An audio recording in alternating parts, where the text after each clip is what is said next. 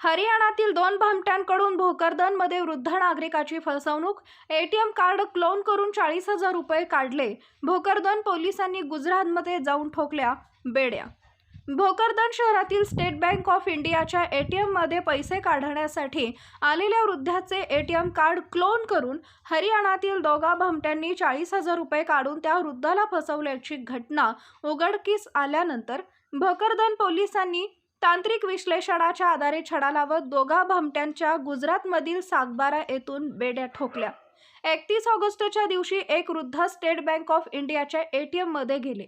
तिथं उपस्थित तौफिक आणि अरशद खान या दोघांनी वृद्धाचे एटीएम क्लोन करून वृद्धाच्या खात्यातून 40,000 रुपये काढून पोबारा केलाय.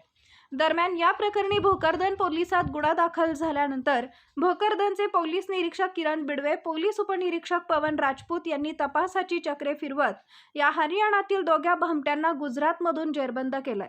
त्यांच्या ताब्यातून एक मोटारसायकल, 2 मोबाईल, रोख 14,000 रुपये आणि वेगवेगळे 44 एटीएम कार्ड असा मुद्देमाल जप्त करण्यात आलाय.